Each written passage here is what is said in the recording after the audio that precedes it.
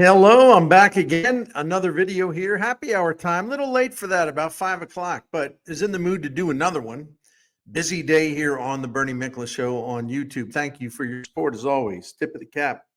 And appreciate all your comments. I have done a terrible job as of late getting in there to respond to comments. I will try to do better. But I will tell you that sometimes it gets so busy that even I have to shut it down a little bit, get away from the work part. Although this is fun, I don't know that it's work; it's fun.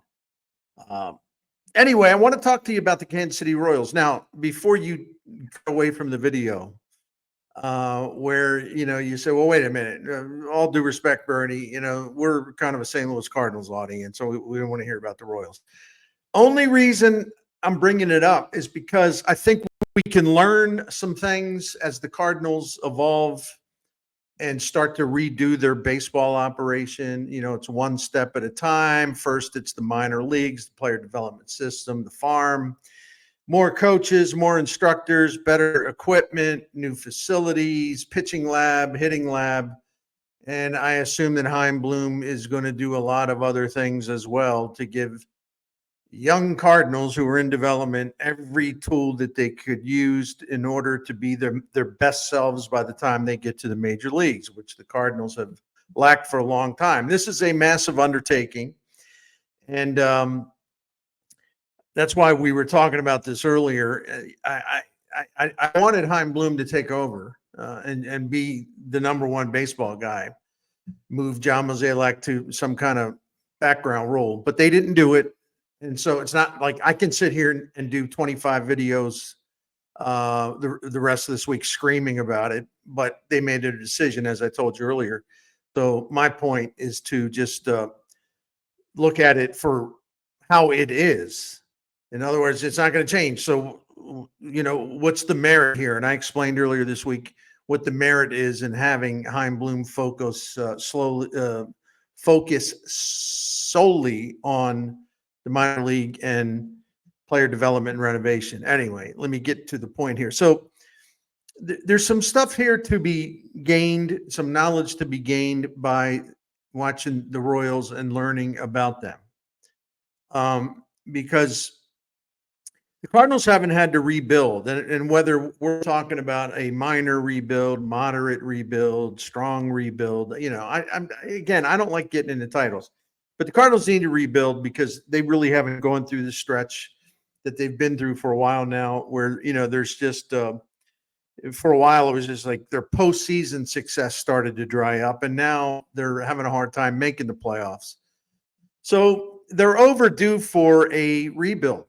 And so what can we learn from how the Royals, when they brought in new people to lead their rebuild? What can we learn, if anything? And I think we actually can learn a few things, with all due respect. Now, let me also point this out. The Royals thing is weird in a way. I'm not criticizing the Royals. I admire what they've been able to do. I mean, they lost 106 games last year, and now they're in the NLDS against the Yankees, and it's a 1-1 series with it shifting over to Kansas City for the next two games. It's quite a story. I mean, no team's ever done this, like lost 106 games or more, and then come into the next season, get into the playoffs and win at least one round. It's never happened. So it's a pretty notable achievement. But when I say it's weird, there's a few things about it that make it weird. First of all, the Royals won 86 games. The Cardinals won 83 games. And of course, the way we all carry on is like, well, this is you would think the Cardinals were like the 1962 expansion New York Mets or something, lost 120. So the Cardinals and the Royals are separated by 3 games in the win total during a regular season. And the Royals had a chance to not taken away from their success, but it kind of helps to have the Chicago White Sox in your division, right? The Royals played the White Sox 13 times this year and won 12 of the games, 12-1 against the White Sox. In fact, if you look at this, it's interesting. I didn't realize this. Me, Mr. Research. But this season, the Cardinals actually had a a better record against winning teams than the Royals did. The Cardinals were under 500, but it wasn't bad because, see, one of the great myths is that we assume there's like 20 teams that have winning records, and it's really not that many. So there's a lot of teams that don't do as well against winning teams or whatever. I don't even know why I talked about that. I had nothing important to add. Sorry. But anyway, the Cardinals this year had a 478 winning percentage in games against teams that had a 500 better record, and 478. The Royals were 454. The Royals were 9 games under 500 against teams at 500 or better. The Cardinals were 4 games under 500. So that's kind of an interesting thing too. The Kansas City Royals, in some ways were outperformed by the Cardinals, but not that simple. Not that simple. The other, and we'll get to this in a minute. The other thing that's weird about the Cardinals and the Royals is that the Royals, this is, of course, these two teams met in the World Series, and I'm not here to review that, the 1985 World Series. We know what happened. We know who won. But since then, since the Royals won the World Series in 1985, right, this is the 39th season after that. They've only made the playoffs 3 times in 39 seasons. That's really crazy if you think about it. 3 times the last 39 seasons, including this season. But yet they've been, when they get there, you got to wait a while. You got to wait a couple decades or whatever. But I'm being facetious because, of course, they won the World Series in 2015. Wasn't all that long ago. When the Royals get there, though, they win. I mean, it's this part to me is funny. I mean, you got to tip your cap to them. Since 2014, the Royals have won 25 postseason games. This includes the win against the Yankees the other night. So if you go back to the start of the 2014 season, the top 3 winningest teams in all the postseasons beginning in 2014, including this one, Houston's got 62 wins, the Dodgers have 49, and the Royals are third with 25. I mean, I don't know. Maybe you're thinking I'm being stupid because I'm so amused by that, but I am. The Kansas City Royals, winning more postseason games than all these wealthy clubs, and winning more postseason games than the Yankees over a 10 or 11 year stretch. That's interesting. I'm going to keep using that word. That's really interesting. So since the start of the 2014 season, the Royals are 25-10. It's not that they just won 25 games, but it's like their winning percentage is ridiculous, as in ridiculously good. 25-10, 714 winning percentage. Since the start of the 2014 season, the Cardinals have 9 postseason wins and 19 losses. So the Royals have won 25 postseason games since 2014. Cardinals have won 9. How about series won, including, there was one wild card game that the Royals won. It wasn't a series. It was just a wild card game. Well, since 2014, the start of the 2014 postseason, Cardinals have won 2 series. They beat the Dodgers in the National League Division Series in 2014. And then, of course, they beat the Braves in the National League Division Series in 2019. The Royals have won 7 rounds, including one singular wild card game. They won the wild card in 2014, the LDS in 2014, and the LCS in 2014 before losing to the Giants in the World Series. And then in 2015, they won the ALDS, the ALCS, and the World Series. And this year, they already have a wild card round victory in their pocket. They've won 7 postseason series since the start of the 2014 season. The Cardinals won 2. Yet, if the Royals ain't in the playoffs, and if they ain't winning a bunch of postseason games, it's hard to find them. It's really hard to find them in the standings. You talk about going from one extreme to another. However, I think here's where I'm going to start to try to tie all this together. The thing about it is, you got to judge the Royals under the fact, under the premise or with the reality that they have new people running the organization. They brought in J.J. Piccolo from the Atlanta Braves. And then John Sherman is the owner, and he told Piccolo, he said, listen, you need to set up a whole new organization here. I'm sure that was talked about when he interviewed Piccolo for the job. It's like, we need a massive rebuild, not just in terms of players, but we need to get up to speed. We're way behind the times. Does that sound familiar, St. Louis Cardinals fans? I think it does, right? We're way behind the times. So to get caught up and to give ourselves the best chance to win, even though, we're not going to be a massive payroll team. We need to start this all over again, and a lot of it's going to be behind the scenes. We need a better analytics department. We need a lot of things. Get to work. I'll give you what you need. That's kind of what Bill DeWitt has told Chaim Bloom. So the fact that the Royals lost 106 games last year really isn't that relevant to the discussion, other than it is just an extraordinary thing to see them in the playoffs and winning. And if they can continue to keep Juan Soto and Aaron Judge subdued, which they have in the first two games, they'll probably beat the Yankees if they can do that. That's going to be tough to do. But there's a lot of intelligence that went into the Royals' ability to just flip everything about the whole team and the whole approach and the whole perception of this now being one of the smartest organizations in the majors. They were incredibly outdated, and they were a little outdated even when they did win the World Series in 2015. But a lot of the other teams had not made advancements yet, because everyone, this is like a big arms race. Everyone's building up. That's what Chaim Bloom referenced to when he was introduced a week ago Monday at Busch Stadium as someone who's going to oversee the renovation of the minor league player development system. So what did they do specifically? What did the Kansas City Royals do? What did J.J. Piccolo do? There's a lot of stuff. First of all, over the last two off seasons, like when Piccolo moved in, and then, he and the owner agreed that certain things had to be done for the Royals to be competitive as a small market team, a good small market team. So in the last couple of off seasons, they've hired 30 people and in a variety of jobs, but they've hired a lot of people behind the scenes in the analytics department. Like even before this season, after last season, they brought in seven new employees to work in research and development, which is another way of saying analytics. They hired a guy to travel with the team, an analyst who is fluent in analytics, and his gift, I don't know the gentleman obviously, but his gift is also he's able to explain it to the players in a way they understand it, number one, and number two, they buy in.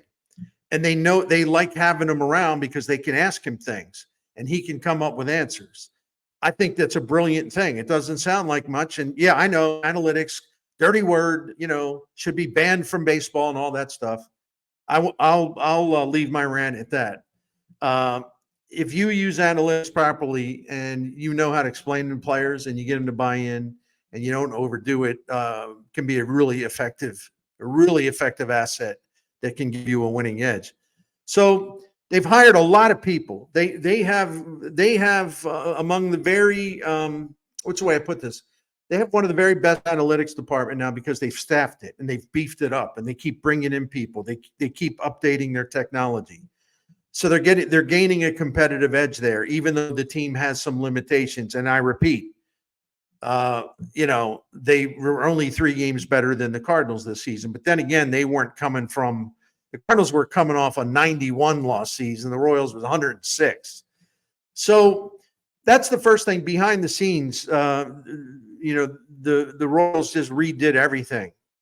And they had really fallen behind, as I keep saying, and I know I'm being redundant with that. And I'm really apologize for that because I tend to do that. And I know that it kind of gets on your nerves, and I don't blame you. The other thing, and I got so many notes here, Piccolo, when he came in, he hired the manager. We'll get to him in a minute because he's really interesting.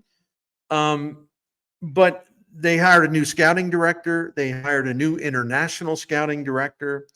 They did a complete overhaul of their minor league system and player development system. They brought all kinds of new technology, which isn't cheap. So they've given their young players, their developing players, a real advantage in terms of getting ready and to be as good as they can be. So another thing that they did was, well, he did, Piccolo, is he hired Matt Quatraro as manager. And honestly, my first reaction at that time was, who? And I wasn't being disrespectful. I just didn't know who he was.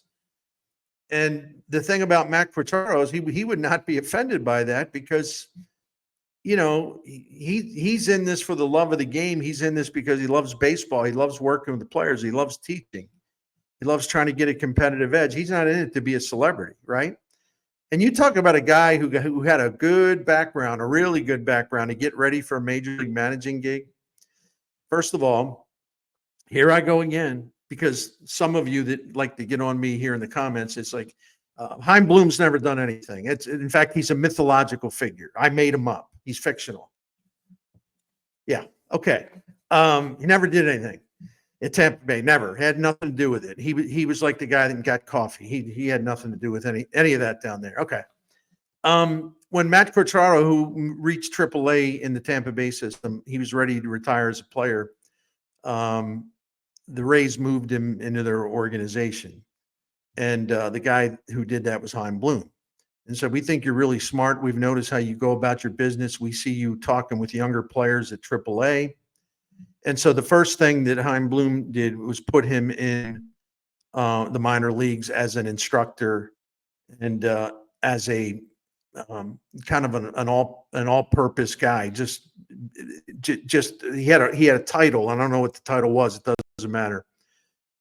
But he inserted him in the player development system to help teach guys and play a role in shaping their futures. And from there, Quatraro went to Cleveland, and he worked on Terry Francona's staff. So he had a lot of exposure to Tampa Bay, which is an incredibly run organization given the severe payroll limitations. And then then he goes and he learns from Terry Francona, probably one of the best, if not the best guy to learn from as far as managers go. And then he returned back. He had a low-level job in Cleveland. Then he returned back to the Rays and became their bench coach. And so that's where the Royals found him, because they said, listen, man, you know, a guy that has already worked in player development and a guy that the Rays thought highly enough as they brought him into their organization as soon as he retired as a player, and they put him to work. And, you know, bench coach there, Terry Francona in Cleveland, learned the Cleveland system, the Cleveland model, the Tampa Bay model. And boy, this guy has got a chance to be really special because his background is superb.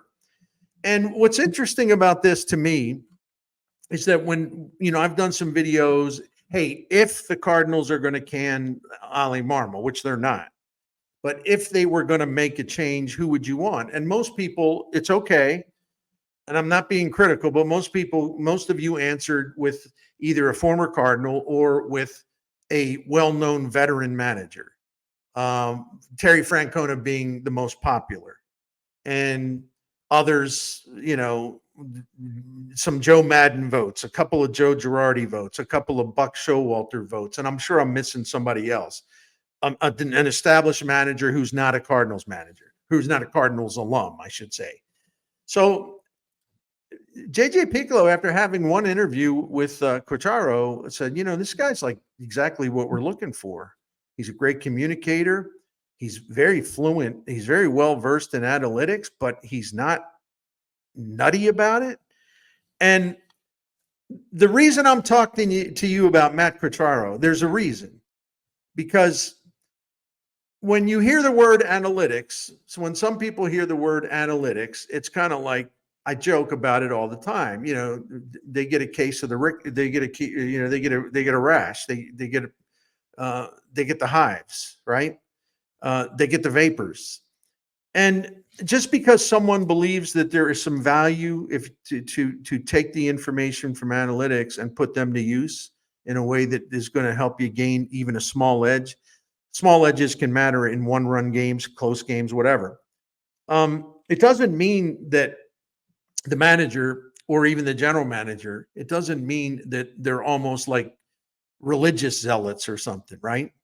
It doesn't mean that they've gone off the deep end and all they know is analytics, analytics, analytics. That's all. That's it. That's all that baseball is. We need to have more and more analytics.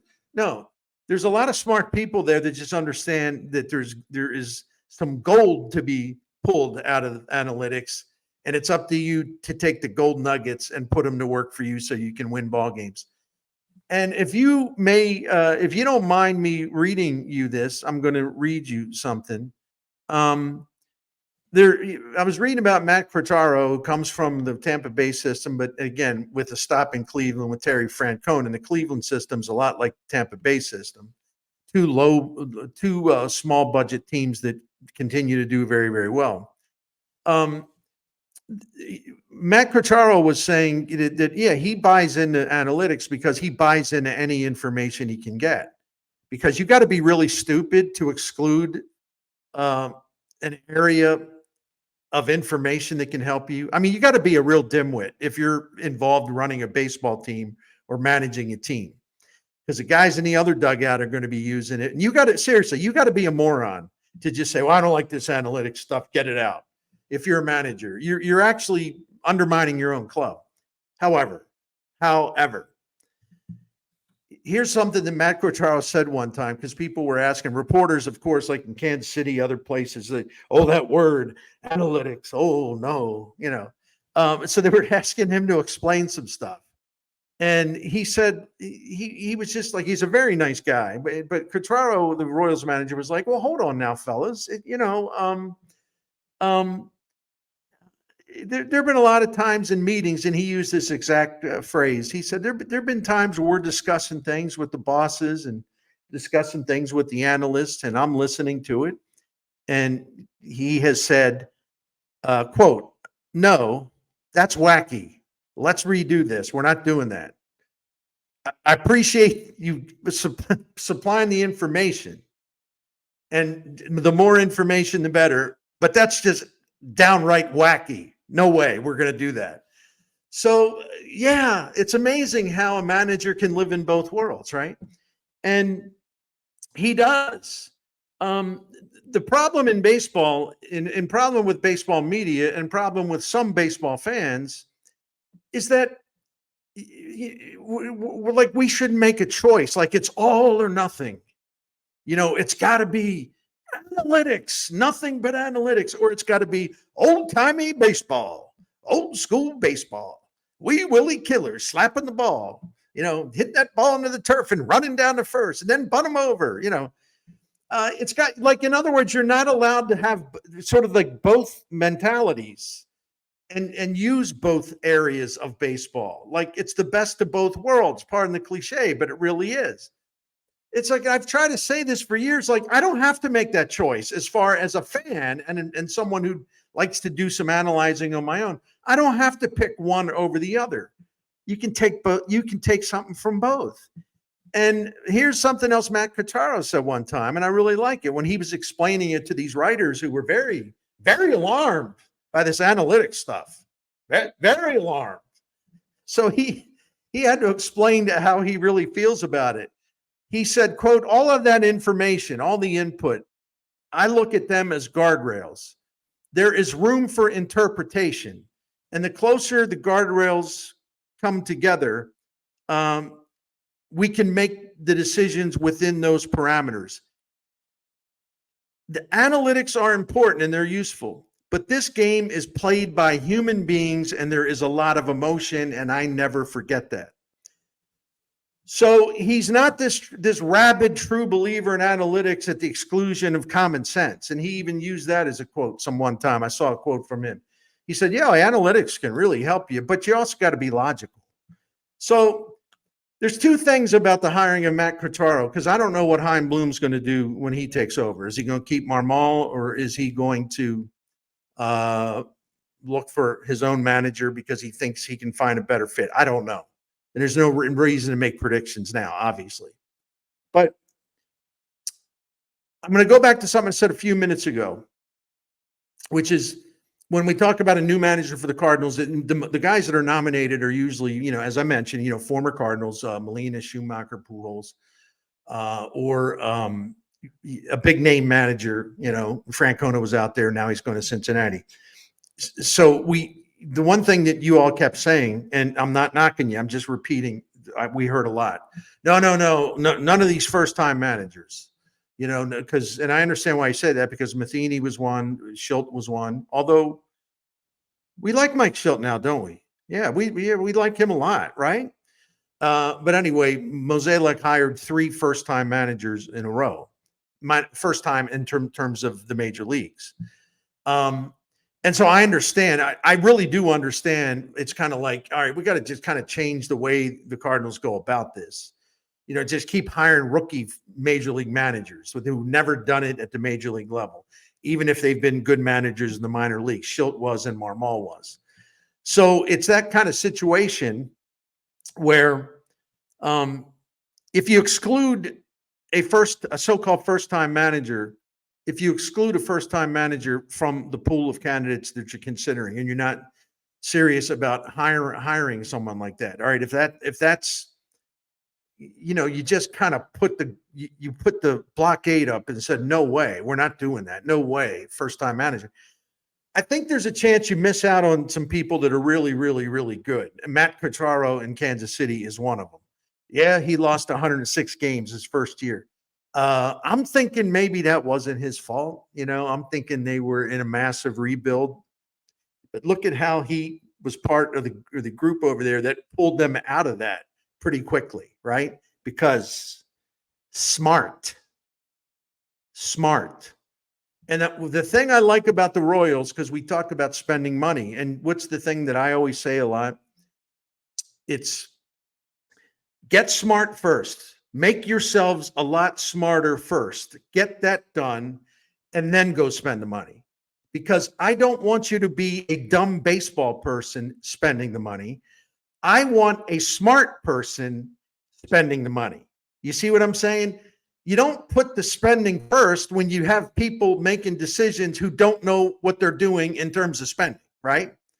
What you do is make sure you have this great staff behind the scenes, your general manager, your president of baseball operation, assistant general manager, whatever. You've got the people there that are so smart that when you do spend money, you'll spend it wisely. Now, you'll make mistakes. Sure, that happens. And the Royals are an example of that too. They got smart first. They brought in all these analysts. They changed their infrastructure. They brought in new scouting people. They brought in new instructors. They got state-of-the-art technology installed. They made their organization smarter. And then what did they do after a 106 loss season? But they thought they had a chance to be decent this year. What did they do? They spent about $109 million in free agency going into this season. Will Smith, Seth Lugo, Michael Wacha, Hunter Renfroe, Adam Frazier, and a couple other people that I haven't named. They also added some people at the deadline or before the deadline, including Tommy Pham, who's once again doing it, getting stuff done in the postseason. And Paul DeYoung during the regular season helped the Royals a little bit when they needed some power off the bench. So it's interesting to me because they did it the way I want the Cardinals to do it. And I'm being repetitive. Get smart. Put a smart person in charge who will not make the same stupid payroll mistakes over and over and over again. Then you spend the money. Then I'm more comfortable with you spending the money. I don't want you just incinerating more money. And I completely disagree with fans who it's like they're, it's kind of like a one issue voter. It's like spend. It's like, no. There's a lot that goes into this. Get yourself smart first, and then you spend some money. And I'm as you can tell, I'm pretty adamant about that. So JJ Piccolo did a heck of a thing, hiring the manager that he did, and he was the right man for their assignment, right man for the times. By the way, one thing that Cardinals did when he left Tampa Bay, he also brought another coach from Tampa Bay who's now his bench coach in Tampa Bay. And he brought in another coach who worked for Terry Francona. See, I love this. See, when you have really smart baseball organizations, I like it that the people that then become leaders in a new organization and who are really smart, they want smart people around them, right? They're not contented just to be the smartest guy in the room, literally, right? They're like, no, I learned a lot in Cleveland. I'm going to go get this Sweeney guy to help me because I know he's smart. And I'm going to bring that bench coach because I used to be that guy. I was a bench coach, and this guy is really, really smart. So I'm hiring him. So smart people want to hire other smart people. There are situations because of Bill Walsh, the great football coach, used to have a phrase where his observations looking around the 49ers or other places he had been, like Cincinnati, where you see organizations hire people, whether they be coaches or front office types or whatever. And you're like, well, man, they could have done better than that. There are smarter people out there for that. Bill Walsh called it guarding your desk. Guarding your desk. What does that mean? You're so insecure in your own job that you want to guard your desk because you want to make sure that no one comes in who's smarter than you, because it'll make you look bad. And that Bill Walsh was adamant that happens in all sports. And I think he's right. Which is why, I don't know, maybe a John Mozeliak would hire, say, Mike Matheny.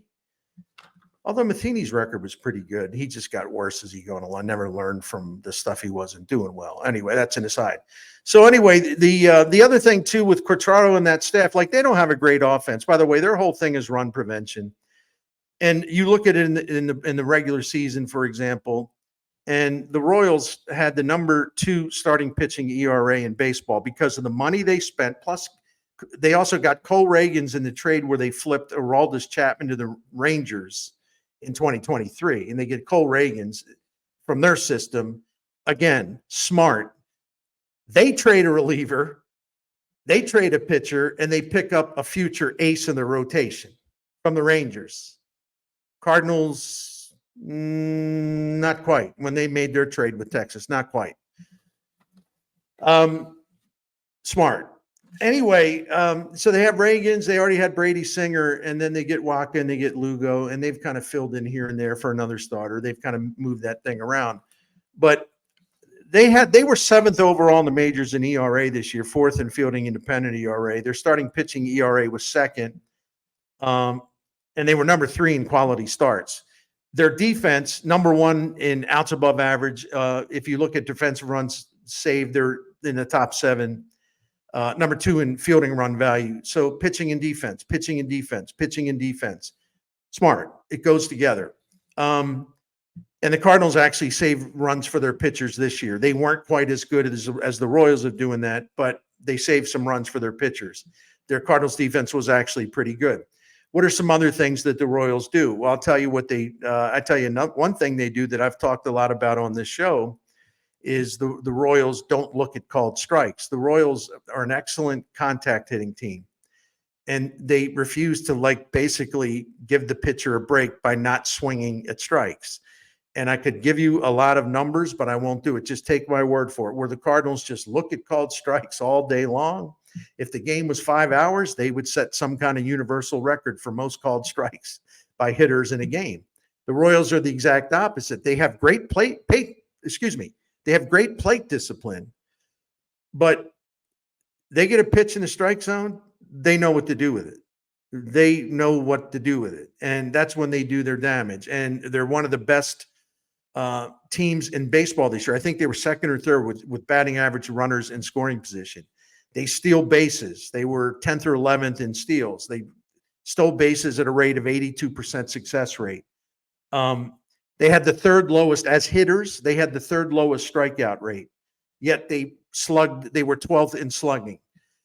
They were a top 5 or top 6 contact rate team. Their contact rate on strikes was through the roof good. Smart baseball.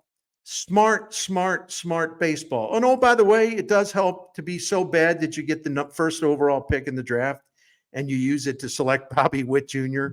Sometimes, tanking helps. You can benefit from that.